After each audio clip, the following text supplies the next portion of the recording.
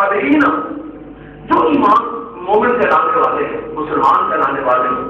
یا یہودی کہلانے والے ہوں یا عیسائی کا نصارہ کہلانے والے ہوں یا قادی کہلانے والے ہوں، مال مسلمان کہلانے سے، مال یہودی کہلانے سے، مال عیسائی کہلانے سے اور مال قادی کہلانے سے ان کے لیے کوئی اجر نہیں ہوگا۔ اجر کب ہوگا؟ من آمن باللہ ہے، جو اللہ کو مانے، جو اللہ کو مانے اس کے تمام تر لوازمات ہمیں وہ کہتا ہوں کو میں نے پہلے کہنا اللہ پر ایمان لانا ہر وقت کا میرے رواج تھا، کسی نہ کسی صورت میں انہوں نے اللہ کو ماننا ہے، لیکن یہاں مراد یہ ہے کہ اللہ توحید ہے، توحید کا اقرار توحید کی تمام تر لوازمات کے ساتھ، اور توحید کا سب سے عام اور بڑا لازمہ ایمان بالرسل ہے۔ توحید کا سب سے بڑا لازمہ ایمان بالرسل ہے۔ من آمن باللہ ہے، جس نے بھی توحید کو مانا، تمام تر لوازمات سمائے، تمام تر حقائق سمیت، تمام تر اللہ کو مانا، اس کے فرمان کی اطاعت کرتے ہوئے، اللہ تعالیٰ کو مانا، صرف ذات کو نہیں مانا بلکہ اس کے حکم کو مانا بھی اور اس کی اطاعت بھی کی، اس پر عمل بھی کیا، اس کو اپنی زندگیوں میں اختیار بھی کیا، اور یوم آخر اور صرف اللہ کو نہیں مانا بلکہ ساتھ ساتھ یوم آخرت کو مانا، اس کے تمام تر آثار اور حقائق سمیت۔ صرف یہ نہیں کم یوم آخرت کو مانتے لیکن اس کے تمام تر حقائق اور احکام سمیت مانا، یوم آخرت کے حقائق اور احکام کیا ہیں اور یہاں کیوں ضرورت پیش ہے۔ اللہ ایمان کے ساتھ یہاں یوم آخرت پر باقی ملائکہ انبیاء وہ بھی ایمان ضروری ہے، لیکن وہ ایمان باللہ میں آ گئے اور یوم آخر کا خصوصاً ذکر کیا کیونکہ یہودی بھی ایمان باللہ رکھتے تھے، کتاب اللہ پر ایمان رکھتے تھے، عیسیٰ علیہ السلام کی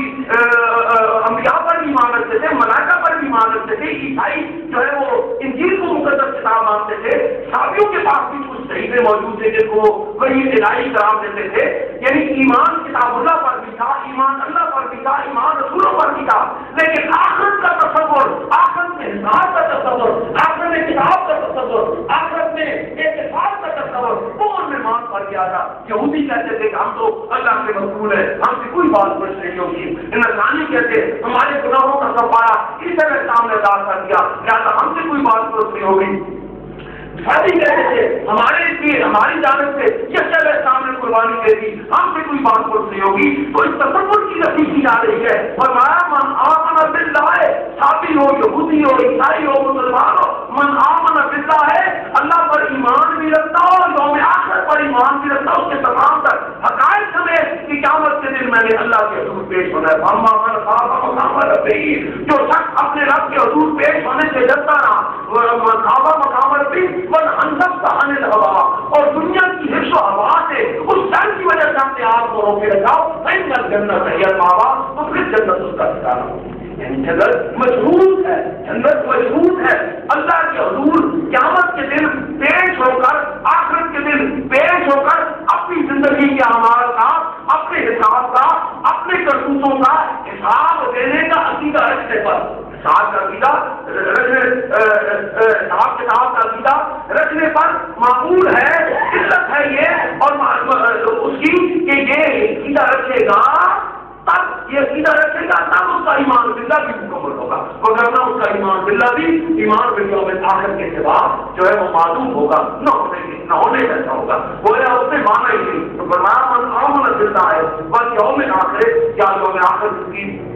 خصوصی ذکر کی اس لیے ضرورت پڑی تھی کہ پچھلی اقوام جو دین کو ماننے والی تھی، ادیان کو ماننے والی تھی، کتاب اللہ کو ماننے والی تھی، اللہ کو ماننے والی تھی، رسولوں کو ماننے والی تھی، لیکن یوم آخرت کا تصور ان میں کھیل بن گیا تھا، ان میں کھیل بن گیا تھا، کوئی اس کا حقائق کے ساتھ کوئی تعلق نہیں رہا تھا۔ تو یہاں اللہ رب العزت نے مسلمانوں کے لیے خصوصاً ذکر کر دیا، اور یہ وہ کتاب میں اس کتاب میں ذکر کیا جس کے بارے میں خود فرما دیا کہ نحن نزلنا الذکر وإنا لہ لحافظون، ہم نے اس کو نازل کیا ہے اور ہم ہی اس کی حفاظت کریں گے، ایک ایک آیت کی حفاظت کریں گے، ایک ایک کلمہ کی حفاظت کریں گے، ایک ایک نقطہ کی حفاظت کریں گے، ایک ایک اعراب کی حفاظت کریں گے، کبھی بھی قیامت تک اس میں سے کوئی فرق نہیں پیدا کر سکے گا۔ لاکھ کوشش کرتے تھے اس میں زیر زبر کی فرق نہیں ہوگا، عرب میں چھپے گا، عجم میں چھپے گا، ایشیا میں چھپے گا، یورپ میں چھپے گا، جہاں بھی چھپے گا۔ ان من آمن باللہ والیوم الآخر قائم رہے گا جب یہ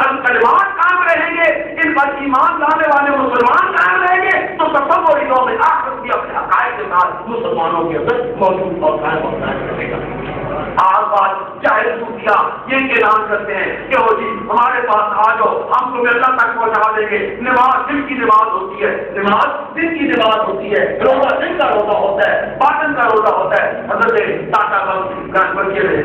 ایسے ایسے نام نہاد صوفیوں اور پیروں اور دجالوں اور سفاقوں اور جھوٹوں اور مکاروں کے بارے میں فرماتے ہیں کہ یہ جو ولایت کا دعویٰ کرتے ہیں یہ رحمان کے ولی نہیں ہوتے, یہ شیطان کے ولی ہوتے ہیں. یہ شیطان کے ولی ہوتے ہیں, رحمان کے ولی نہیں ہوتے. اور کچھ ان کی باتیں پوری ہو جاتی ہیں تو شیطان کی بھی تو پوری ہو جاتی ہے نا. اگر وہ اختیارات ان کو ہوتے ہیں تو یہ کیونکہ شیطان کے کہنے ہیں جو اختیارات کو شیطان اللہ تعالیٰ کے اسے مان کر لے لیے تھے, اب وہ برے اختیارات استعمال کرتا ہے. تو جو بھی برائی کو پھیلائے گا, برے اختیارات استعمال کرے گا, وہ شیطان کا ولی ہوگا, شیطان کا چہرہ ہوگا, شیطان کا چمچہ ہوگا. اگر کہ آپ کے سامنے اس کی باتیں پوری بھی ہو جائے, وہ منہ سے نکالے اور بات پوری ہو جائے تو اس سے کبھی بھی متاثر نہ ہو. جب تک کہ حضرت مجدد ثانی رحمۃ اللہ علیہ فرماتے ہیں کہ اگر کچھ شخص ہواؤں میں اڑ کر آئے, پانی پر چلتا ہے, یہ دریا راوی بہ رہا ہے, اس پر قدموں سے چل کر کنارے پورے کنارے سے دوسرے کنارے پہ آ جاتا ہے, ہواؤں میں اڑ کر آتا ہے, آگ بھڑکتی ہوئی آگ میں سے پراؤ طریقے سے گزر کے آ جاتا ہے, لیکن شریعت محمدی سے سر منہ بھی تھوڑا سا اعتراف کرتا ہے, ہم اس کی تمام چیزوں پر دان کرتے ہیں, ہم اس کی تمام چیزوں پر دان. میرے مولوی صاحب رحمۃ اللہ علیہ کے بارے میں مشہور ہے کہ آپ مرشد حق کی تلاش کریں, مرشد حق کی تلاش کریں. ایک جگہ گئے تو وہاں جو امام تھا اس نے پاؤں بہت قریب رکھی ہوئی اسے 6 انگلی تھی اس کے پاؤں کے درمیان کم پڑتا تھا. آپ نے فرمایا جس کو اپنے اللہ کے حضور پیش ہونے کے آداب بھی معلوم ہو وہ میرا مرشد کیسے ہو سکتا ہے. وہاں سے آگے چل پڑے. ایک اور جگہ سنا کہ وہاں کو بڑا ولی ہے, وہاں گئے تو آگے بھنگ گھوڑنے والے ملنگ بیٹھے ہوئے تھے اس کے درمیان. وہ آپ وہاں سے واپس ہوئے تو ان ملنگوں نے کہنے لگے آجا تو بھی جنت دے دے, آجا تو بھی جنت دے دے. تو ان کا جو ملنگ کھانا پڑا وہ کہنے لگا اور یہ تو 2 انگلیوں کا بھاگا ہوا ہے, اتنے فوٹوں کو کیسے برداشت کر سکتا ہے, یہ تو 2 انگلیوں کا بھاگا ہوا ہے, اتنے فوٹوں والے دونوں کو کیسے برداشت کر سکتا ہے. آپ نے فرمایا لعنت ہے تجھ پر, مجھ پر ان میں لہذیت کا روگ آتا ہے, میں تو شریعت محمدیہ کا قائل ہوں, اس کا متبع ہوں. شریعت محمدیہ کے علاوہ کچھ جتنے بھی ہدایت کے مظاہرے کرتا ہے میں اس پر ڈالنا چاہتا ہوں, ہماری ان سے کوئی غرض نہیں ہے. تو یاد رکھیے دوستوں, فرمایا ان الذین آمنوا والذین ہادوا والنصارى والتابعین من آمن باللہ.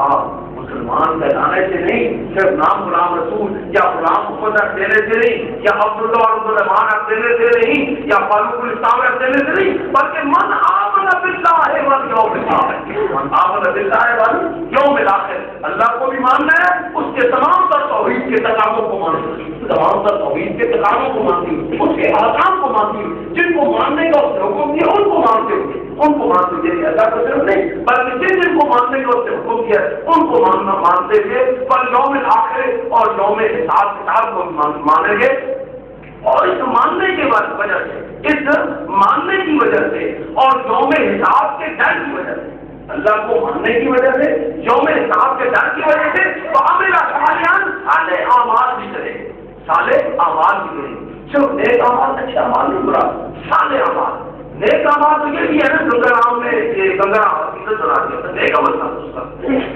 گلاب دیوی وہ ہندو تھا, اللہ کو نہیں مانتا تھا, اس نے گلاب دیوی اسلام بنا دیا. کسی نے شراب بنا دی, کسی نے لوگوں کے لیے سچے بنا دی, وہ بات ہے ہندو سے یہودی عیسائی جتنے بھی بادشاہ انہوں نے کچھ نہ کچھ بنایا, ان میں سے اچھے اعمال کرنے والے لوگ تھے. لیکن اچھے اعمال بنانا ضروری نہیں کہ وہ مومن بھی ہو اور اس کا وہ عمل صالح بھی ہو. عمل صالح وہ عمل ہوتا ہے جو اللہ کی اطاعت میں اور شریعت محمدیہ کے مطابق ہوتا ہے, جو وہی الہی کے مطابق ہوتا ہے, جو سنت مصطفیٰ صلی اللہ علیہ وسلم کے مطابق ہوتا ہے. وہ عمل ایسی عمل ہے, اچھا عمل ہے. اگر وہ وہی الہی کے ماننے اور محمد رسول اللہ صلی اللہ علیہ وسلم کی غلامی اختیار کر دینے کے بعد ہوگا, وہ عمل صالح بن جائے گا. اور وہی ایک عمل ہے, پوری صلاح ہے, پوری کنواں ہے, پوری سڑک ہے, پوری مدرسہ, پوری درسگاہ, پوری ہے. تو وہ اگر ایمان باللہ اور ایمان بالرسول کے سوا ہوگا تو اس کی کوئی ضروری قرآن کمائے بہت جگہ آیت کریمہ کو یاد ہی اللہ تعالیٰ فرماتے ہیں کیا وہ جو کعبہ بناتے ہیں, کیا وہ جو اور سب سے نیک کام سراؤں وغیرہ سے سڑکوں سے تو کعبہ بنانا ہے نا, کیا وہ جو کعبہ بناتے ہیں وہ اور وہ ایک جیسے جو رسول کا ایمان لانے والے ہیں. کعبہ بنانا بہت عظیم نیکی ہے, بہت عظیم, لیکن کعبہ بنانا بھی صالح عمل کا وہ ماننے والا بنائے گا. جب کتاب اور خوشحال بنائے گا تو اس کی خوش کا یہ عمل اچھا عمل ہے کہ کعبہ بنایا گیا. لیکن عمل صالح بھی ہے. عمل صالح کی تشریح کیا ہوئی؟ عمل صالح کی تشریح ہوئی کہ وہ عمل جو وحی کے ماتحت اور رسالت کے ماتحت جو شریعت محمدیہ صلی اللہ علیہ وسلم کے ماتحت ہو وہ عمل صالح ہوگا. فرمایا من آمن باللہ وعمل صالحا ولا خوف علیہ اور ایمان کے رسول کی وجہ سے تو ان کے عمل کی جزا ان کے اور لوگوں کے نئے عمل کی جزا نہیں اور لوگوں کے عمل کی جزا نہیں. اللہ کو ماننے یوم آخرت کے حساب کتاب کو ماننے کے بعد جو عمل صالح کرے گا عمل کرے گا تو ان کے لیے ان کے رب کے بعد جو ہے وہ ہوگی جزا ہوگی تو اچھا بندہ ہوگا. لا خوف علیہم ولا هم يحزنون. انہیں آنے والے دنوں پر جو ہے وہ اس قادر صحیح اور عمل صحیح کی بنا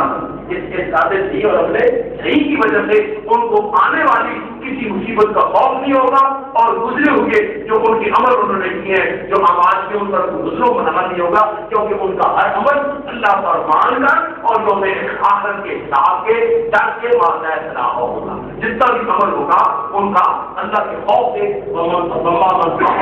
رب ہی یہ نظریہ رکھتے ہوئے ہم نے اپنے رب سے پیش ہونا ہے. ہم نے اپنے رب سے پیش ہونا ہے. آپ کی زندگی کے حساب جانتے ہیں. دادا صاحب رحمۃ اللہ علیہ نے ایک واقعہ بیان کیا عبداللہ بن مبارک رحمۃ اللہ علیہ کا. آپ فرماتے ہیں عبداللہ بن مبارک اپنا خود واقعہ بیان کرتے ہیں کہ جوانی کے عالم میں مجازی محبوب کے عشق میں مبتلا ہو گیا. جوانی کے دنوں میں مجازی محبوب ایک رات میں باہر آیا محبوب چھت پر تھا میں گلی میں تھا میں نے اس کو دیکھنا شروع کر دیا. نظارہ میں ایسا ہوا کہ ساری رات بیت گئی. نظارے میں ایسا ہوا کہ ساری رات بیت گئی. اب جب صبح مؤذن نے اذان دی تو مجھے ہوش ہی نہیں تھا کہ صبح ہوگی. میں نے سمجھا یہ عشاء کی اذان ہے رات کی اذان ہے. جب وہ پھٹنے لگی اور صبح روشن ہونے لگی تو میں نے اپنا محاسبہ کیا کہ اے عبداللہ اے مبارک کے بیٹے اپنے اللہ کو کیا جواب دے گا. اپنے اللہ کو کیا جواب دے گا. ایک مجاز کی محبت سے ساری رات ایک قوم میں کھڑے ہو کر بازار میں گزار دی. نہ تمہیں سردی کا احساس نہ تمہیں گرمی کا احساس نہ تمہیں نیند کا احساس. اور جب حقیقی کی بات میں حاضر ہوتا ہے امام ذرا لمبی قرات کرتے ہیں تو تمہارے پیٹ میں مروڑنے شروع ہو جاتے ہیں. وہ دن قیامت کا خوف اور اللہ کا ایمان کی وجہ سے ایسی تبدیلی آئی. الحاظوں اذانوں قلوب دینوں کو قلب میں ایسی تبدیلی آئی کہ وہ عبداللہ مبارک جو مجاز کی محبت میں گلیوں میں پھرا کرتا تھا وہ دنیا کا مہذب وہ فقیر وہ مفسر وہ بنا وہ ولی بنا وہ کامل مسلم بنا کہ دنیا کے ہزاروں انسانوں کے لیے اسلام کا سبب بن گیا. خود بھی کھانے بھی بنا بلکہ مسلم بنا اور وہ اصلاح کرنے والا بنا اور ہزاروں نے اس کی غلامی کے سلسلے میں اپنی زندگیوں کے ہاروں پر ان کے بدل گئے. تو فرمایا کہ لا خوف علیہم ولا هم يحزنون. آگے بڑا بڑے اخذنا میثاقکم ورفعنا فوقکم الطور. اور جب ہم نے تم سے عہد لیا تھا اور جب ہم نے تم سے عہد لیا اور تم پر طور کو بلند کر دیا خذوا ما آتیناکم بقوۃ تو لوگ جو کچھ ہم تم کو دیتے ہیں طاقت کے ساتھ پکڑ لو. خذوا پکڑ لو جو ہم نے تم کو دیا قوت کے ساتھ تاکہ چھوٹنے نہ پائے. بس وہ معافی ہے اور یاد کر لو اس کو جو اس کے اندر ہے لکھا ہوا ہے یعنی تورات قرآن ہے. لعلکم تتقون شاید کہ اس وجہ سے تم متقی بن جاؤ. اخذنا میثاقکم ورفعنا فوقکم الطور. یہاں بنی اسرائیل کی روایات میں یہ ہے کہ پہاڑ کو اوپر الٹ دیا تھا. پہاڑ کو اوپر الٹ دیا تھا. تورات میں ہے وہ پہاڑ کے نیچے آ کر کھڑے ہوئے اور بڑے سینا پر دیروں والا دھواں تھا کیونکہ خداوند شعلوں میں ہو کر اوپر اترا اور شور کا تھا دھواں اوپر اٹھا اور پہاڑ طرح پر گر گیا. یعنی کہ انہوں نے پہاڑ میں تھا اور بعد مفسرین نے بھی اس کو اسی معنی میں لیا کہ واقعہ کا پر پہاڑ اٹھ گیا. لیکن جو میں نے سمجھا ہے کہ وہ رفعنا یا الٹ دینا نہیں ہے کہ پہاڑ کو اوپر گرا دیا ہوتا نا. یہاں پر رفعنا ہم نے رفع کر دیا بلند کر دیا. تو وہ بلندی کس وجہ سے تھی کہ ورفعنا فوقکم الطور کو تم پر بلندی عطا فرما دی بلند مرتبہ عطا فرما دیا. یعنی ورفعنا کا ذکر ہم نے محبوب کے ذکر کو بلند کر دیا. تو یہاں یہاں یہ تو نہیں ہے کہ ہمارے پاس سبحان اللہ کا ذکر اس آپ کے صدر کے ذکر کو آپ کے ہمارے کو گرا دیا تھا نہیں بلند مرتبہ عطا فرما دی. تو یہاں مراد جو میں نے سمجھا ناصر حسین سے وہ یہ ہے کہ وہ رفعنا فوقکم طور، ہم نے طور کو تم پر بلندی عطا فرما دی، بلند مرتبی عطا فرما دی، کیونکہ وہ طور پہاڑ ہے کہ جب تمہارا آقا اللہ کا رسول تمہارا نبی اس طور پر پہاڑ پر گیا تھا تو اللہ کی وحی اس پر نازل ہوئی. وہ طور پہاڑ ہرا کو کیوں ہم فضیلت دیتے ہیں؟ دوسرے پہاڑ کو دوسرے کی نہ کر کے چاروں چاروں پہاڑ ہیں لیکن اور غارے بھی ہیں، لیکن غارے ہرا کی فضیلت کیا ہے کہ وہاں اتنا فٹ میں رکھنے کے الگ پہلی بڑی اس پہاڑ پر نازل ہوئی. آج کروڑوں اربوں کی تعداد میں ہر سال جو ہے وہ مسلمان جاتے ہیں اور پہاڑ کا نظارہ کیے بغیر واپس نہیں آتے، جن کے دلوں میں محبت ہوتی ہے اللہ کے ساتھ، اللہ کی کتاب کے ساتھ اور اللہ کے محبوب صلی اللہ علیہ وسلم کے ساتھ. اور سارے صبر پر چڑھنے والے کتنی مشکلوں سے وقت بند جاتی ہے، کتنی مشکلوں سے چڑھتے ہیں، لیکن چڑھتے تھے. یہ وہ ہار ہے، بلا دینے والا بندہ تھا، ہار نہ بھی ہوتی تو میرے ایک انفاظ بن جاتے، لیکن یہ وہ ہار ہے جس نے اپنے اندر دشمنوں سے رسول اللہ صلی اللہ علیہ وسلم کی حفاظت فرمائی. اس لیے رسول اللہ صلی اللہ علیہ وسلم کی ان پہاڑوں اور پتھروں کو بھی بلندی نصیب ہوگی، ان پہاڑوں اور پتھروں کو بھی صفا اور مروا کو کیوں بلندی نصیب ہوگی کہ صفا کی جانب جاتی، مروا کی جانب جاتی اللہ کے نبی کی بیوی، اللہ کے نبی کی بیوی اور اللہ کے نبی کی ماں محترمہ، اللہ کے رسول کی زوجہ محترمہ، ایک اللہ کے رسول کی والدہ محترمہ. انہوں نے صفا اور صفا کی چوٹی کو بھی فضیلت کر دی، مروا کی چوٹی کو بھی فضیلت کر دی. اور یہ صفا اور مروا من شاعر اللہ بن گئے، من شاعر اللہ بن گئے. تو اسی نسبت سے بڑا پانا فوقکم طور جو میں نے قرآن سے سمجھا اس کا معنی یہ کیا جاتا ہے کہ ہم نے طور کو تمہارے درمیان فضیلت دے دی. یہ فضیلت دے دی کہ یہ وہ طور مقام ہے جہاں تورات نازل ہوئی تھی موسیٰ علیہ السلام کی قلب انور پر، اور موسیٰ علیہ السلام کو تمہارے لیے ہدایت نامہ ملا تھا جو تمہاری زندگی کے تاروں کو بدل کے رکھ دینے والا تھا، جو تمہیں کفریات سے نکال کے اسلام کی اور دین کی روشنی میں لانے والا تھا. لیکن تمہاری اپنی بدقسمتی کہ تم نے تورات میں تحریف کی، تورات کے احکام کو بلایا اور بھولنے کی وجہ سے تم گمراہ ہو گئے، تو پھر اندھیروں میں بھٹکنے لگے اور پھر گمراہی تمہارے درمیان پھیلنے لگی. تو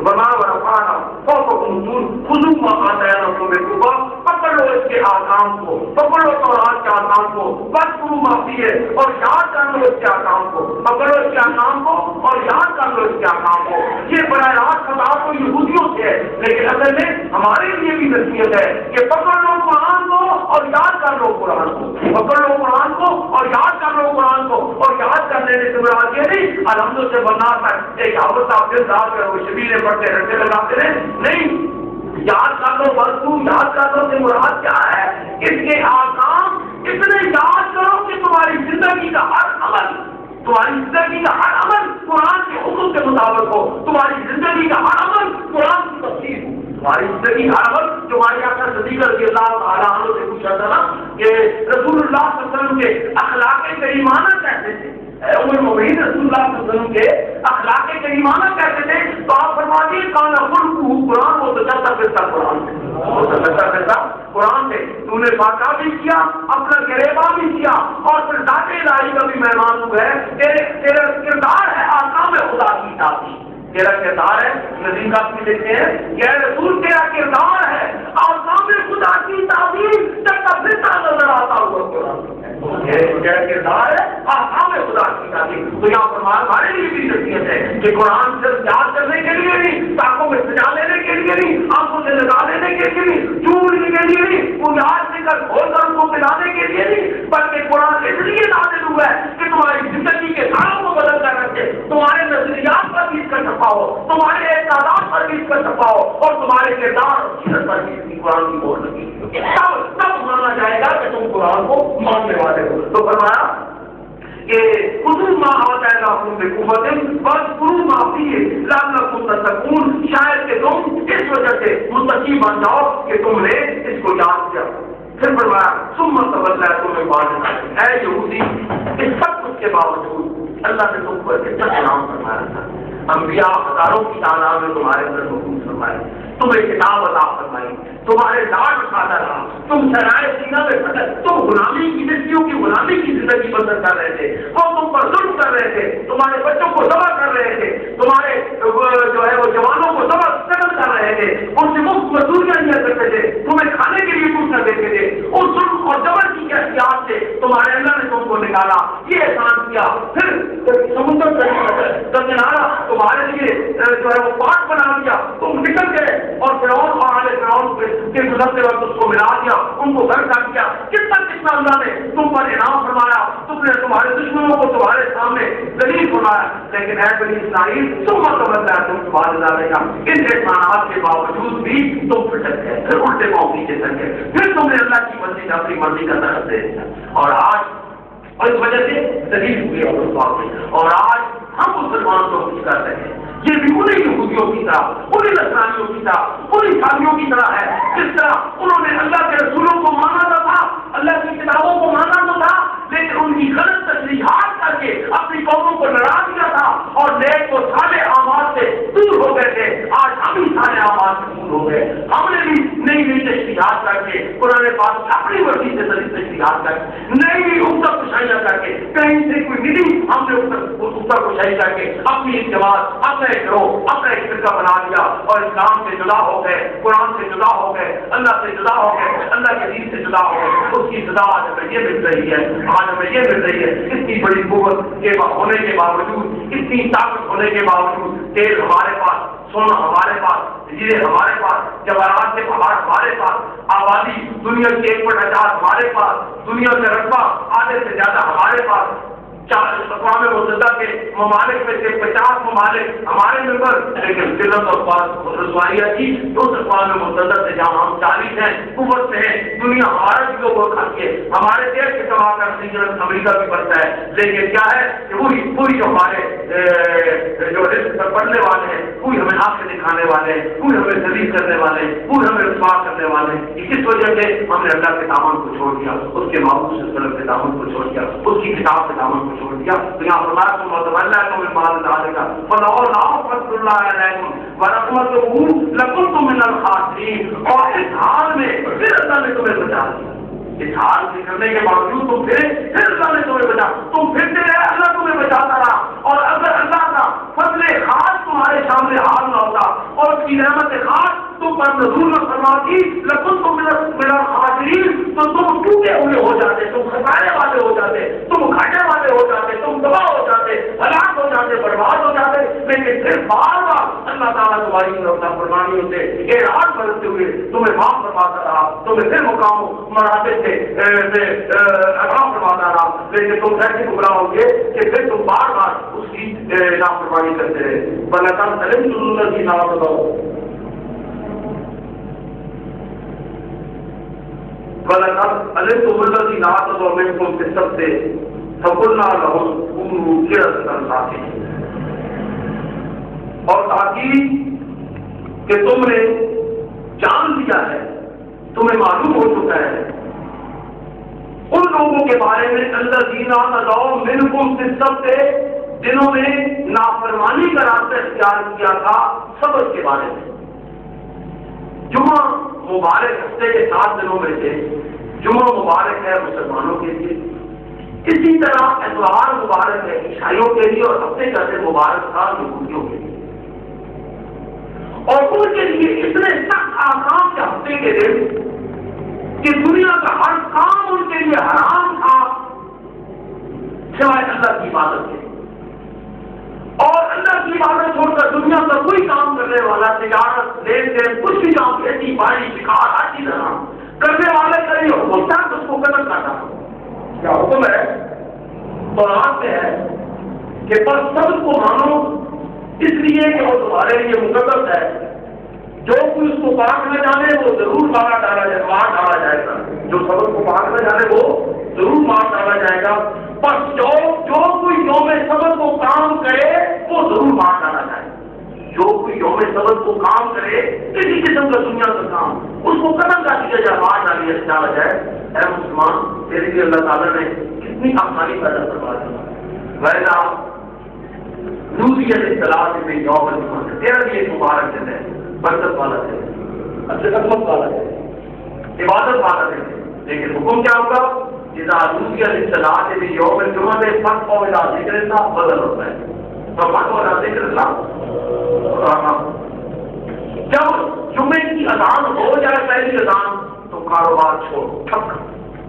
ہر چیزوں پر حرام، خریدو فروخت حرام، بیع حرام، دنیا کے کام حرام، کاروبار حرام، کھیتی باڑی حرام، سب کام چھوڑو، فرق اور ذکر اللہ اور اللہ کی یاد میں مگن ہونے کے لیے تیزی کرو، اللہ کی یاد میں مگن ہونے کے لیے تیزی کرو۔ ساتھ کو بتا دیا وجہ اس کی اطلاع، اور جب جمعے کی نماز ادا ہو چکے، جب جمعے کی نماز صرف 2 فرض،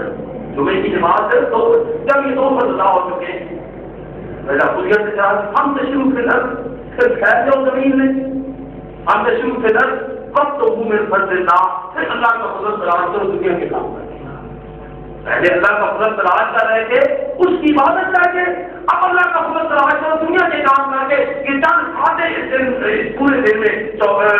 جمعہ کے 24 گھنٹوں میں چند کھاتے تمہارے لیے محسوس کرتی ہیں کہ تم اللہ کی عبادت کرو اور خریدو، لیکن اس کے باوجود کہ اگر تم یہ کام چھوڑ کے خریدو کو کرتے رہو تب بھی تمہارے لیے سزا یا تعالیٰ کا انعام ہے، جبکہ یہودیوں کی اصلاحی کو قتل کر دیا جائے، مار دیا جائے، جو سمجھ کے دن ہفتہ کے لیے جو ہے وہ کوئی کام کرے، کوئی کاروبار کرے، جو آیا کہ وہ لگا سلم تم الذی، یہ تو سیدھا دنیا کی سزا، اور تو اللہ نے ان کو سزا دی، وہ کتنی شرط ہے، وہ لگا سلم تم الذی نہ تو میں کو سب سے جنہوں نے سب کی خلاف ورزی کی اور ٹھگی کر کے کھود کے پانی چھوٹا چشمہ بنا دیتے تاکہ بچیاں اس میں آ جائیں، جہاں رات کو ڈال آتے، جو رات کی رات کو جمعہ کی رات کو جہاں ڈال آتے، ہفتہ گزارتے، اتوار کو جب جاتے تو بہت زیادہ، کیونکہ 24 گھنٹے میں جو مچھلیاں پھنسی تھی 48 گھنٹے میں بہت زیادہ پھنسی تھی، تو 48 گھنٹے کی پھنسی ہوئی مچھلیاں ایک دم شکار کر رہی ہلو بہانوں سے، انہوں نے اللہ کے حدود سے تجاوز کیا اور اللہ کی حدود کی پاسداری نہیں کی، اللہ تعالیٰ کی نافرمانی کی، اور اللہ تعالیٰ نے ان کو کیا سزا دی؟ فَقُلْنَا لَهُمْ كُونُوا قِرَدَةً خَاسِئِينَ، کہ ہم نے ان سے کہا کہ بن جاؤ تم بندر دھتکارے، بن جاؤ تم بندر دھتکارے۔ یہاں بعض مفسرین نے تشریح کیا ہے کہ صورتاً بندر ان کو بنا دیا، اور ایک ہی دن بعد اسی دن ان کو بندر بنایا، پھر 1 یا 2 یا 3 دن روایات ہیں وہ مر گئے، دنیا سے چلے گئے، جنہوں نے انتظام کیا اللہ کی حدود کو چھوڑا تھا اور سب اس کی کتاب ہوئی۔ اور ایک صورت یہ ہے کہ ان میں آزاد کو پیدا کرنے کی مانوی مانا مراد یہ ہے کہ ان میں بدروں جیسی خصوصیات رکھو، جس طرح آج کوئی شخص ظلم اور جبر کرنے والا ہو، سارے مطابق کی دیر بھیڑیا ہے جانتے ہیں کیوں؟ بھیڑیے کی صرف اس میں آ گئی ہے، جو حرص و ہوا کا مارا ہوا شخص ہو اس کے لیے کتا ہو گیا علاج یہ تو، کیونکہ لالچ کتے کے لیے مشہور ہے، اور جس میں حرام کی کمائی کھانے والا اور غریب شخصیات سور کی بو آتی ہے، کیونکہ سور حرام کھاتا ہے اور یہ حرام کھانے والا بھی سور کے ساتھ مشابہت اس کو دیتے تھے، یہ جو رزق مال حرام مال کھانے والا ہے یہ سور کی طرح ہے، تو اس طرح جس کاروبار کی بات اس کے اندر پائی جاتی ہے اس کو اسی کی جانکار نسبت دی جاتی ہے، تو بعض لوگوں نے اس سے مانوی مانا مراد کیا ہے، لیکن بعض لوگوں نے جو سوری مانا مراد کیا ہے، تو عین ممکن ہے کہ سوری بلکہ یہ زیادہ ترین احتیاط ہے جو اللہ رب العزت نے ان کو واقعہ بندر بنایا گیا ہو، اور اس سے ڈارون کی نظریہ ہے اتفاق کی بھی نفی ہوتی ہے، ڈارون جو انسان تھا اس نے یہ نظریہ پیش کیا تھا کہ انسان کے خصوصیات بندر کی خصوصیات اور عدالت بعض انسانوں سے ملتی جلتی ہیں، تو انسان پہلے بندر تھا، بندر سے ترقی کرتے کرتے اس حالت میں آیا جہاں آپ کو چاہتے ہیں انسانیت کے مقام پر یہ شکل اس کی بنی، بندر سے ترقی کرتے ہوں گے، یہ ڈارون دی ہوئی نظریہ ارتقاء اور نظریہ حیات ہے، اور ڈارون نے نظریہ حیات دیتا ہے وہ تو یہ رہتا ہے کہ ابدی انسان ہی اس مقام سے نازل ہوا کہ کال رکھو پہلے بنائے کرتے ہندی جائے کرتے یہ تصور حیات میں قرآن سے ملتا ہے، یہ تصور حیات میں قرآن سے ملتا ہے، اور جدید سائنسدانوں سے جو تصور حیات ڈارون کے امام سے ملتا ہے، تاکہ تم بندر بن جاؤ، یعنی بندر کوئی اور مخلوق تھے، بندر کوئی اور مخلوق تھی، اس کا وجود تھا، انسان اور مخلوق اس کا کوئی وجود ہے، انسان اور مخلوق سب، اور یہ چیز جو ہے یہ یہودیوں میں بھی یہ روایت چلتی ہے ہمارے اسلام میں سے بعض کو بندر بنایا گیا، یہ سب کو نہیں کچھ کو بندر بنایا فرمایا اگلی آیت کی تشریح کر رہی ہے کہ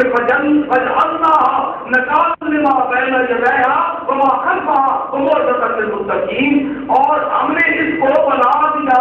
اس واقعہ کو جو ہے سزا کو ما بین یدیہا ان کے لیے عبرت قرار دیا، وما خلفہا ان لوگوں کے لیے بھی اور ان کے بعد آنے والوں کے لیے بھی. یہ روایت نسل بعد نسل چلتی رہی. یہ اتنا بڑا واقعہ تھا، اتنا بڑا واقعہ نسل بعد نسل چلتا رہا اور وہ لوگ روتے تھے اور وہ ڈرتے تھے. اللہ تعالیٰ کا ڈر ان کے دلوں میں قائم ہو گیا تھا کہ کہیں ہم بھی انہیں کی طرح منظر نہ بنا جائے. یعنی اب کوئی روایت تھی، کوئی عمل تھا، کوئی واقعہ تھا، تب ہی تو وہ آنے والوں کے لیے عبرت بنا تھا نا. مگر حالات ہر انسان میں کسی کی صورت میں پائی جائے گی، اس کو بدل کر دیا جائے گا. یہ اتنی بڑی مثال ہوگی، یہ اتنا بڑا واقعہ نہ ہوتا جو آنے والوں کے لیے عبرت کا سبب کوئی تھا کہ حقیقت میں ان کو بندر بنا دیا گیا تھا. حقیقت میں ان کو انسانوں کو بندر بنا دیا گیا تھا. یہ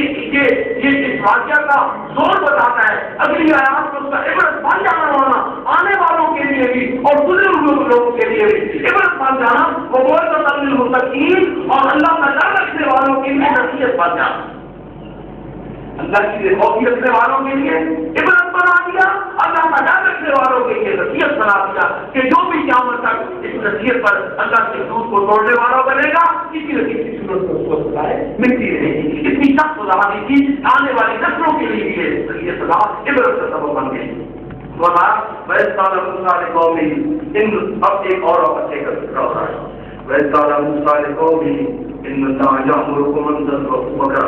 اور جب موسیٰ علیہ السلام نے فرمایا اپنی قوموں سے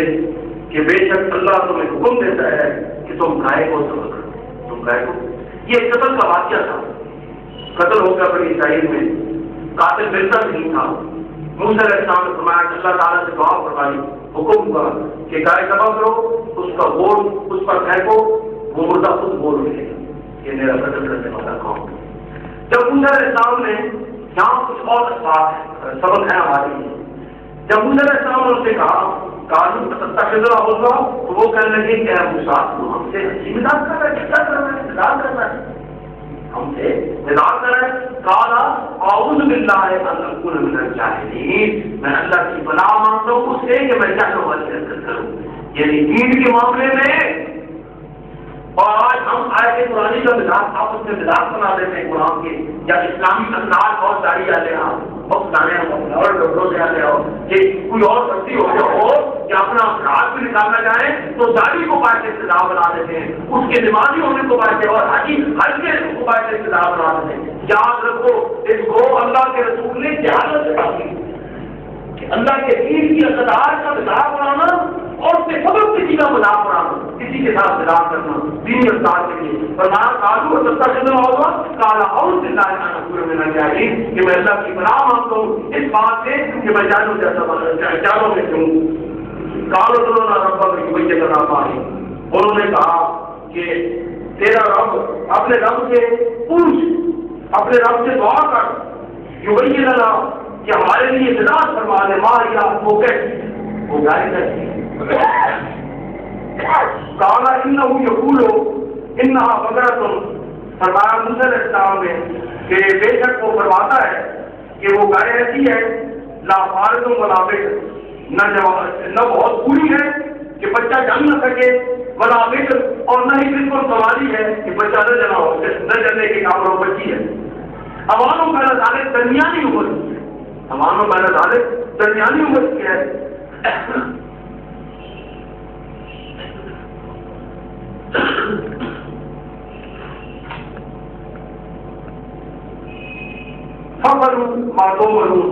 موسیٰ علیہ السلام نے فرمایا اب کرو وہ کام یعنی گائے کو ذبح کرو جس کا تم حکم دیا گیا ہے. قالوا لنا ربك يبين لنا ما لونها. اب پھر انہوں نے جذبات کون سی انبیاء کو بھی تنگ کرتی ہے. یعنی یہ چیزیں بیان کر کے اصل میں ہماری تربیت فرمائی جا رہی ہے کہ تم دین کے معاملے میں جذبات نہ کرنا. یہ جو بات لوگ بات کی جنت کیسی ہوگی جی، دو کیسی ہوگی جی، اور جب بھی اللہ تعالیٰ ہر چیز پر قادر ہے تو پھر کوئی غلط کام کرے تو اس کو سزا کیوں دے گا. یہ دین حجت بازی ہے، یہ دین میں حجت بازی. تو یہ یہود بھی ایسی حجت بازی کر رہے تھے. قالوا ادع ربک یبین لنا ما لونها کہ انہوں نے کہا کہ اے موسیٰ اپنے رب سے دعا مانگ کہ وہ ہمارے لیے وعدہ فرما دے اس کا رنگ کیسا ہوگا. قال انه یقول انها بقرة صفراء. فرمایا موسیٰ علیہ السلام نے کہ تمہارا وہ فرماتا ہے اللہ کہ وہ ایسی گائے ہے بہت سرد رنگ کی گائے ہے, گہرے سرد رنگ کی, اور بہت گہرے رنگ کی, تسر الناظرین, ایسا خوشنما رنگ کہ جو دیکھنے والے کی نگاہوں کو ہلا کر دیتا ہے, دیکھنے والوں کی نگاہوں کو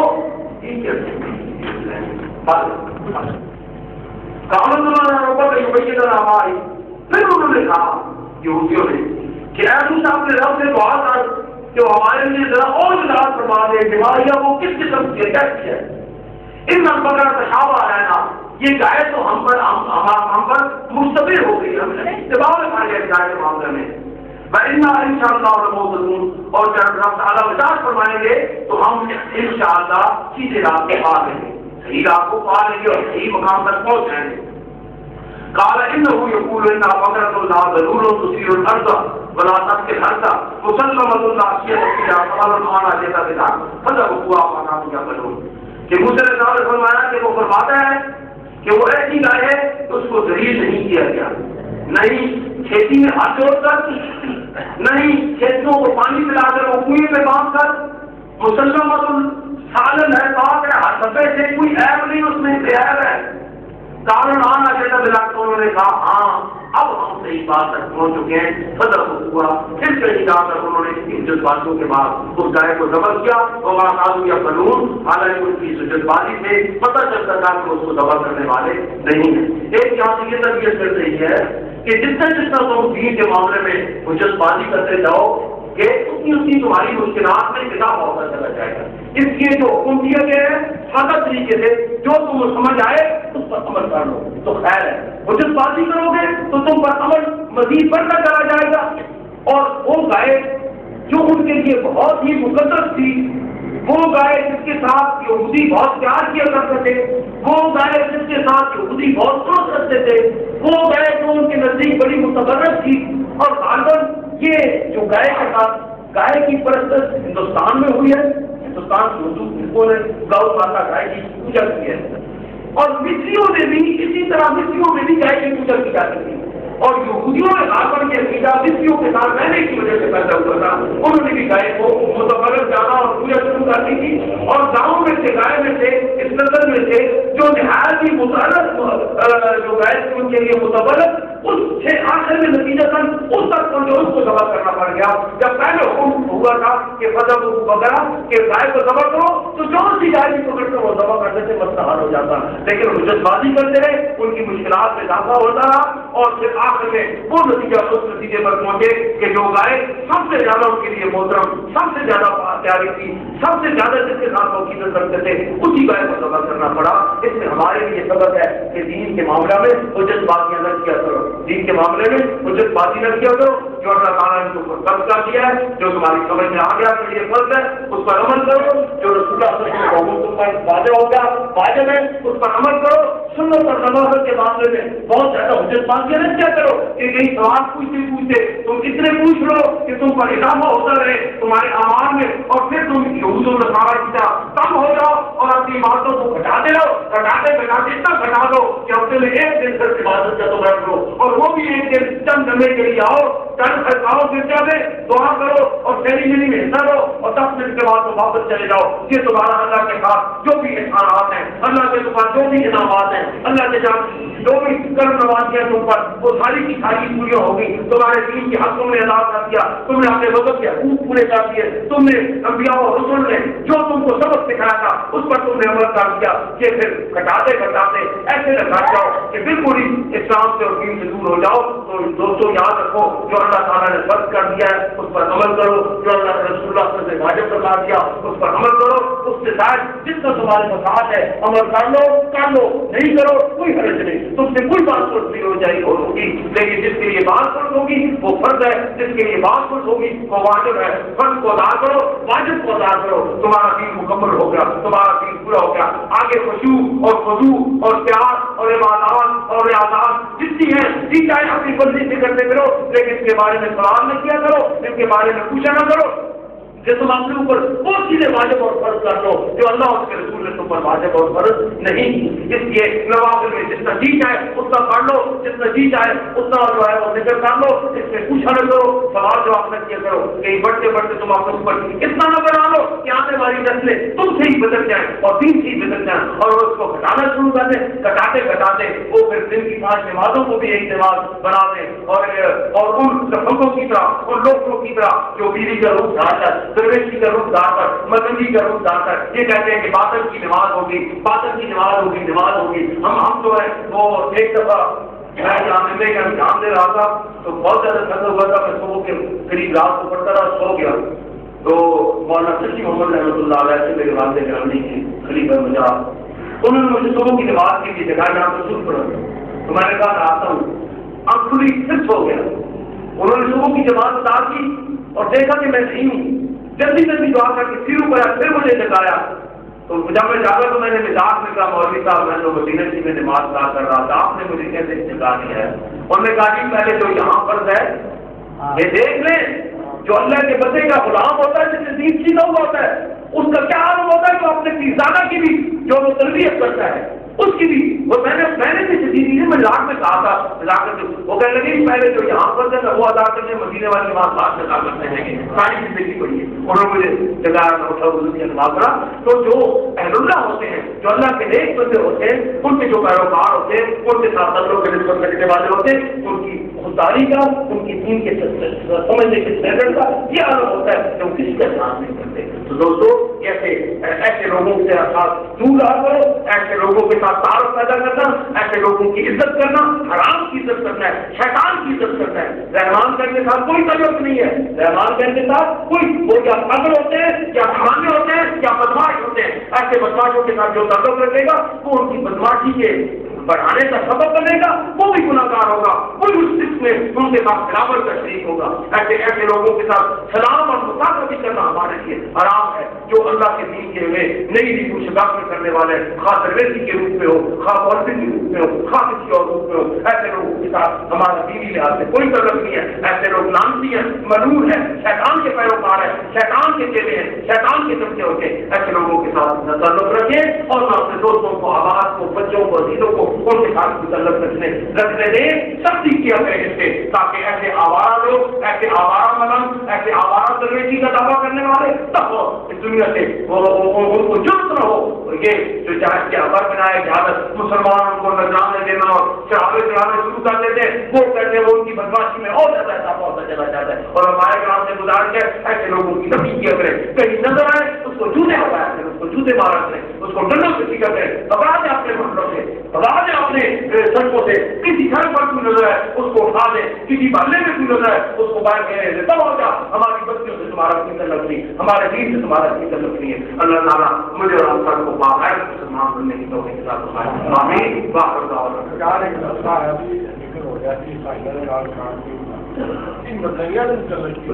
ان کا مسئلہ اس وجہ سے نہیں کہ مدد کی وجہ سے، اس وجہ سے کہ انہوں نے ہمارے دین کے ساتھ غداری کی ہے. غدار کو ہم سزا معاشرے کے طور پر دیتے ہیں. شرعی لحاظ سے کھانا پینا وہ نہیں ہوتا، لیکن معاشرے کی لحاظ سے ہم پر یہ واجب ہو جاتا ہے اپنے دین کی غیرت کی بنا پر ہم ان سے کسی چیزوں پر واپس رکھیں کیونکہ وہ ہیں ہی ان کو زندہ تو سمجھ نہیں ہے. مردہ کے ساتھ ہم کھا سکتے ہیں تو مردہ کافر واجب قتل نہیں ہے، مشرک واجب قتل نہیں ہے،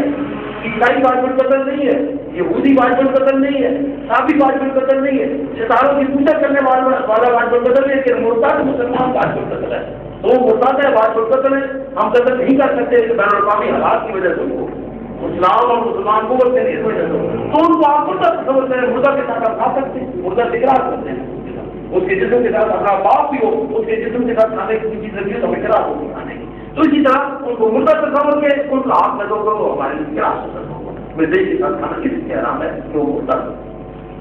وہ کافر ہونے کی وجہ سے کافر بہت چیزوں کے ساتھ ہم کھا سکتے ہیں، لیکن وہ مرتد ہے، وہ مرتد واجب قتل ہے. اور مردے کے ساتھ ہم کھا نہیں سکتے، مردے کے ساتھ ہاتھ کا لگا ہوا نہیں کھا سکتے. مردے کے ہاتھ میں ہمارا باپ ہو مردہ ہو اس کے ہاتھ میں کھانے کی چیز مٹھائی وغیرہ ہو پھر وہ کھائے گا نہیں کھائے گا. بیٹا ہے کتنا پیارا ہوتا ہے بیٹا ہے، بیٹے کا ہاتھ مردہ ہاتھ جو کھانے والی چیزیں آئیں گے اس کو آپ پھینکنے کے کھائیں گے. اسی طرح وہ بھی مردہ ہے، وہ مردہ ہی تصور کرے تو وہ آج پر قتل ہے، گویا انہوں نے استدعا کیا، ہم نے ان کو قتل کر دیا۔ اب امن ہم تلوار باہر نہیں کرتے کہ دنیا میں فساد کرتا ہے ہمارے خلاف، ایک اتحاد قائم ہوتا ہے، دنیا ہمارے پیچھے پڑ جاتی ہے۔ اس ڈر کی وجہ سے، لوگوں کے ڈر کی وجہ سے ہم دین لوگوں پر عمل نہیں کر سکتے، اس وجہ سے ہم نفرت کا اظہار کرتے کہ ہم کے ساتھ نہیں کرتے۔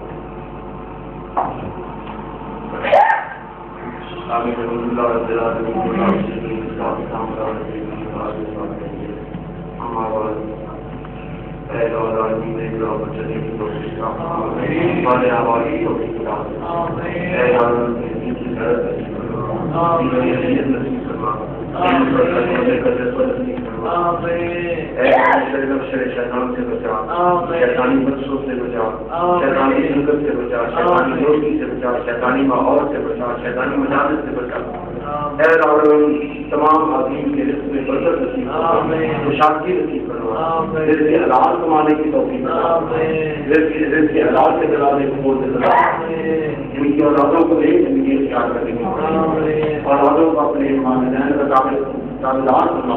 والدین کو اولاد پر شفقت کرنے کی توفیق عطا فرما، رحمت کی توفیق عطا فرما، محبت کی توفیق عطا فرما۔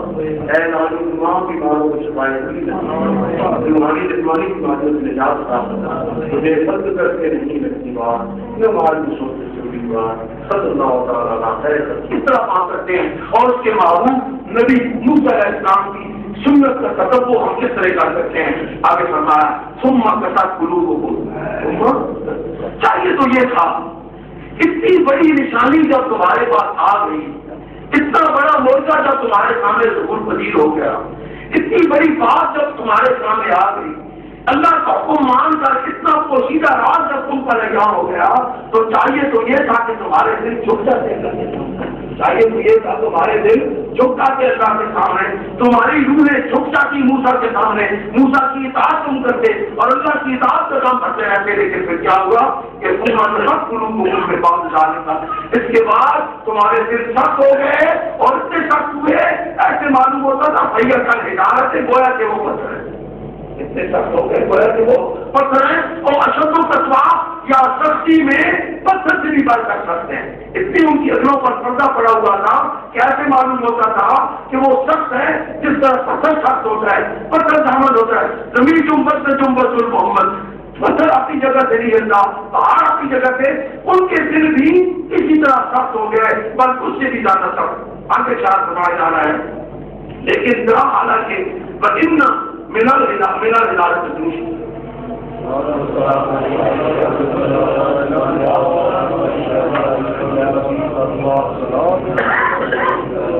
وَإِنَّ مِنَ الْهِدَایَةِ لَمَا يَتَفَجَّرُ مِنْهُ الْأَنْهَارُ، حالانکہ پتھروں میں سے کچھ ایسے ہیں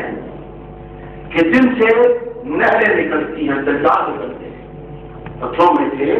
یہ جتنے دریا کے آ رہے ہیں یہ پہاڑوں سے آ رہے ہیں نا، جموں کشمیر سے پہاڑی کی جگہ ہے نا،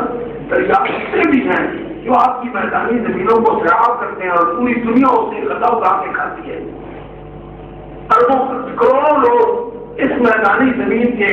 پیدا کردہ غلے پر پڑتے ہیں، یہ غلہ جس پانی سے نشو و نما پاتا ہے وہ پانی پتھروں سے آتا ہے، پہاڑوں سے آتا ہے۔ فرمایا وَإِنَّ مِنَ الْهِدَایَةِ لَمَا يَتَفَجَّرُ مِنْهُ الْأَنْهَارُ، ان سے ندیاں پھولتی ہیں، وَإِنَّ مِنْهَا لَمَا يَشَّقَّقُ، اور کچھ ایسے ہیں پتھر جو پھٹ جاتے ہیں، وَيَخْرُجُ مِنْهُ الْمَاءُ، اور ان کے اندر سے پانی نکلنا شروع ہو جاتا ہے۔ آپ نے دیکھا ہوگا کہ سخت ترین چٹان ہوتی ہے اور اس کے نیچے سے ایک قصبہ پھوٹتا ہے اور فوارے کی طرف کا پانی باہر نکل رہا۔ اگر آپ پہاڑی علاقے میں جائیں، سوات اندر کی جانب جائیں، کشمیر کی جانب جائیں، تو آپ کو معلوم ہوگا کہ کتنی تیزی سے ان جھرنوں سے پانی، پتھروں سے پانی نکل رہا ہوتا ہے، سخت پتھر ہے چاروں جانب اور درمیان میں سے پانی نکل رہا ہے، خوشنما پانی ہے، میٹھا پانی ہے، لذیذ پانی ہے، فرق بخش پانی ہے۔ فرمایا وَإِنَّ مِنَ الْحِجَارَةِ لَمَا يَتَفَجَّرُ مِنْهُ الْأَنْهَارُ وَإِنَّ مِنْهَا لَمَا يَشَّقَّقُ فَيَخْرُجُ مِنْهُ الْمَاءُ وَإِنَّ مِنْهَا لَمَا يَهْبِطُ مِنْ خَشْيَةِ اللَّهِ، اور ان پتھروں میں سے وہ بھی ہے کہ جو اللہ کی خشیت سے اپنے مقام سے گر جاتا ہے۔ یہاں ایک تو یہ ساری پتھر بھی مراد لے سکتے ہیں، اس کو بھی ہے یہ چشمے، اور ایک انسان کے بعد وہ انسان ہوتے ہیں کہ جو دوسروں کے لیے نفع دینے والے ہوتے ہیں، دوسروں کے لیے نفع دینے والے صالح بھی ہوتے ہیں اور مسلم بھی ہوتے ہیں، صالح بھی ہوتے ہیں اور مسلم بھی ہوتے ہیں، جس طرف ان کی نگاہ ہوتی ہے ہزاروں لوگوں کے دلوں کی تاریخ کے نور سے بدل جاتا ہے۔ ایک طالب ان کی نگاہ ہوتے ہزاروں تاریخ کے لوگوں کو اسلام کے نور سے منور کرتے تھے۔ دیکھنے ہندوستان میں ایک شخص آیا، گدری میں لیٹا ہوا ہے، گدری پہن کر آیا تھا، سادے سے لباس میں آیا تھا، خواہ مجھے چشتی دھیری ہو، خواہ نظام الدین اولیاء ہو، خواہ قطب الدین بختیار کاشی ہو، خواجہ باقی ملتا ہو، جتنی بھی ہستیاں آئی، کوئی ان کے پاس مربے نہیں تھے، کوئی ان کے پاس جائیدادیں نہیں تھی، کوئی ان کے پاس غلام نہیں تھے، کوئی ان کے پاس کروڑ نہیں تھا، کوئی چاؤ حشمت نہیں تھی، دولت نہیں تھی، شوقت نہیں تھی، شفقت نہیں تھی، کیا تھا؟ صرف عاجزی تھی، انکساری تھی، اللہ کی بندگی پر خلاف تھی اور رسول اللہ صلی اللہ علیہ وسلم کی غلامی پر صبر۔ یہ قوت تھی، اس قوت کی بنا پر جس جانب نگاہ ہوتی تھی، جو کافر دشمن بن کر آتا تھا قدموں میں غلام بن کر واپس جاتا تھا، جو پاس آتا تھا دشمن بن کر غلام بن کر جاتا تھا۔ تو یہ کون سی قوت تھی؟ ان صالحین و مسلمین کی ہے کہ وہ یہ وہ لوگ ہیں لمبا یہ تفجر میں نوڈل کہ ان دریاؤں سے نہریں ٹوٹتی، اسی دریا سے یہ جاری ہوئی نہریں ساری، اور ان میں سے وہ بھی ہیں کہ جب وہ پھٹتے ہیں تو چشمہ بن جاتے ہیں اور لوگوں کے دلوں کی اور روحوں کی پیاس کو خراب کر دیتے ہیں۔ وہ چشمہ جب پھوٹتا ہے اس کی زبان سے قرآن و سنت کے ترانے نکلتے ہیں اور اس کی سیرت و کردار سے کتاب اللہ اور سنت رسول اللہ کے احکام کا پتہ چلتا ہے، اور پھیلتی ہے، وہ حیات پھیلتی ہے، صبر پھیلتا ہے، جو دین پھیلتا ہے، اللہ کے احکام پھیلتے ہیں، رسول اللہ صلی اللہ علیہ وسلم کی سنت پھیلتی ہے۔ اور بات ان میں سے وہ ہے کہ جو صالح تو ہوتے ہیں، صالح تو ہوتے ہیں لیکن دوسروں کی اصلاح نہیں کر سکتے، ساری زندگی وہ اپنے اللہ کے حضور پیش ہونے سے ڈر کر کونے خدرے میں بیٹھ جاتے ہیں اور اسی کے ڈر پر اپنی زندگی گزارتے ہیں۔ ایک درویش کا واقعہ ہے کہ ساری زندگی اس طرح ایک نگاہ پر نہیں بیٹھے، کسی نے کہا کہ آپ ہر وقت پکڑ کے بیٹھے رہتے ہو، کبھی آرام کر لیا کرو۔ کہنے لگے کہ میرا ایمان ہے کہ میرا اللہ مجھے دیکھ رہا ہے، میرا ایمان ہے کہ میرا اللہ ہر وقت مجھے دیکھ رہا ہے، اور جب غلام کو پتا ہو کہ اس کا مالک اس کو دیکھ رہا ہے پھر وہ دیکھ لگا کر نہیں بیٹھ سکتا، پھر اس کو الرٹ بیٹھنا پڑتا ہے۔ اسی لیے میں ہر وقت چوکس اور چوکنا بیٹھتا ہوں کہ میرا اللہ مجھ پر نگاہ رکھے ہوئے مجھے دیکھ رہا ہے، میں اس کی بارگاہ میں ہر وقت حاضر ہوتا ہوں، میں اس کی بارگاہ میں ہر وقت حاضر ہوتا ہوں۔ یہ وہ لوگ ہیں جو تعلیم، جو دوسروں کے ساتھ کو تبلیغ دین کا اور احیاء دین کا ان کے اندر وہ چیز نہیں ہوتی لیکن خود وہ صالحین ہوتے ہیں۔ تو فرمایا مفسرین کرام نے اس لیے یہ بھی معنی مراد کیا ہے کہ یہ جو ہے نوازات تو کیونکہ ایک چیز سوچنے کی ہے کہ خشیت اور محبت، خشیت اور محبت اس کا تعلق قلب سے ہے، اس کا تعلق روح سے، خشیت کا تعلق یہ جسم اس کے ساتھ نہیں ہے، اس جسم کے اندر پائی جانے والی ہوتا ہے نا روح کی، باریک سی روح کی جائے، وہ روح نکل جائے تو یہ جسم آری ادھر کے بیٹھ جاتا ہے، ٹھنڈا ہو جاتا ہے، اندر جاتا ہے، انگلی ہل سکتی ہے، کچھ ہل سکتا ہے، اس پر تو کوئی خشیت نہیں ہوتی۔ اصل میں جو ہماری آنکھوں سے بھی آنسو ہوتا ہے وہ روح آنسو ہوتا ہے، جو ہماری آنکھوں سے آنسو نکلتا ہے وہ روح نکل جائے، نہ سر کو درد سر کے دوڑے باندھ رہو کچھ نہیں ہوگا، اور روح نہ نکل رہی ہو سر پہ ایسی انگلی سے دبا دو تم چھٹپٹا جاؤ گے۔ ایک رنگ پر اگر آ جائے جس رنگ میں خون دوڑ رہا ہے وہ خون رکھتا ہے تو تمہارا دماغ پاگل ہونے کی قریب ہو جائے۔ تو فرمایا کہ جو ہے وہ خشیت، محبت، رحمت یہ قلب کے ساتھ اور پتھر میں دل تو نہیں ہوتا، پھر کیسے فرمایا کہ لما یا تمہیں خشیت اللہ، وہ اللہ کی خشیت سے، یا تو یہ مفسرین کرام کو مانا لیا ہے کہ مثال دی ہے اصل میں بندوں کی، اور یا پھر یہ ہے کہ رسول اللہ صلی اللہ علیہ وسلم مدینہ شریف سے باہر جاتے ہیں، تشریف کے ساتھ مدینہ شریف سے باہر سامنے جبل احد آ گیا، سامنے اور کیا تھا پتھروں کا پہاڑ، کالے پتھر کا پہاڑ، اور کالے پتھر کا پہاڑ آپ نے اس کی جانب اشارہ فرمایا، فرمایا آزا احد، آزا احد یحبنا ونحبہ، آزا احد یحبنا ونحبہ، یہ اور پہاڑ ہے، یہ ہم سے محبت کرتا ہے، ہم اس سے محبت کرتے ہیں. یہ وہ پہاڑ ہے، یہ ہم سے محبت کرتا ہے. حدیث پاک ہے، بخاری شریف کی حدیث پاک ہے، رسول اللہ صلی اللہ علیہ وسلم فرماتے ہیں کہ اعلان نبوت سے پہلے، اعلان نبوت سے پہلے، اظہار نبوت سے پہلے، ظاہری بعثت سے پہلے، اعلان سے پہلے، فرشتے کے نزول سے پہلے، اقرا باسم ربک الذی خلق کی وحی کے نزول سے پہلے جو پہلی وحی غار حرا میں نازل ہوئی، اس سے پہلے بھی مکہ کی وادی میں جب میں چلا کرتا تھا، ماں مرد تو بشجر اور بحجر الا وقد قال السلام والسلام علیکم.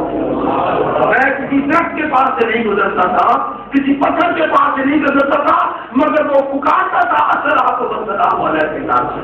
اور ایک اور حدیث بات ہے کہ میں مکہ کی وادی کے ان پتھروں کو آج بھی پہچانتا ہوں. میں اللہ کا رسول، میں محمد رسول اللہ، میں اللہ کا رسول، میں محمد رسول اللہ آج بھی مکہ کی وادی کے ان پتھروں کو پہچانتا ہوں جو مجھ پر اعلان نبوت سے پہلے بھی سلام دینا کہ فرمایا کہ لما جاءکم. اور کوہتور کے بارے میں ہے، کوہتور کے بارے میں ہے کہ وہ بجے نے کہا تھا وہ پردہ جمال تھا، وہ پردہ جمال تھا کہ رخ سے جب ذرا ہٹا نبی کے ہوش اڑ گئے تھے اور پہاڑ ڈر گئے. وہ کیا بات تھی؟ وَلَوْ أَنزَلْنَا هَذَا الْقُرْآنَ عَلَى جَبَلٍ وَلَوْ أَنزَلْنَا هَذَا الْقُرْآنَ عَلَى جَبَلٍ لَرَأَيْتَهُ خَاشِعًا مُتَصَدِّعًا مِنْ خَشْيَةِ اللَّهِ. وہ کیا پکار ہوگی کہ اذا زلزلت الارض زلزالها واخرجت الارض اثقالها وقال الانسان ما لها. یعنی پہاڑ ٹہر جائیں گے، پہاڑ کام جائیں گے، پہاڑ ہٹ جائیں گے اللہ کی خشیت. تو لما جاءکم من خشیت اللہ، ہر چیز میں، ہر چیز یسبح للہ ما فی السماوات و ما فی الارض، ہر چیز اللہ کی تسبیح کا انداز اپنا اپنا ہوتا ہے. پرندہ اپنے انداز میں تسبیح بیان کرے گا، شجر اپنے انداز میں تسبیح بیان کرے گا، حجر اپنے آواز میں تسبیح بیان کرے گا، اور بندہ اپنے انداز میں تسبیح بیان کرے گا. تسبیح کا انداز جدا جدا ہوتا ہے، تسبیح ایک ہی ہے، تسبیح کا انداز جدا جدا ہے. تو فرمایا کہ لما جاءکم من خشیۃ اللہ ومن ذا بغافل عما تعملون.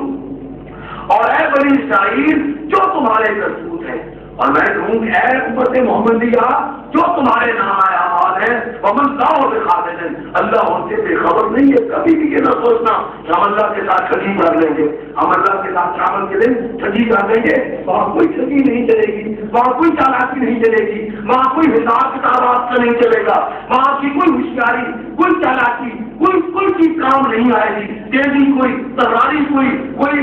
جو ہے وہ زبان کی جو ہے وہ لسانی مثال وہ بھی قائم آئے گی. وہاں ایک ہی کام آئے گی چیز اللہ کے احکام کی اطاعت اور اس کے محبوب صلی اللہ علیہ وسلم کی سنت کا تطبیق. اللہ کے احکام کی اطاعت اور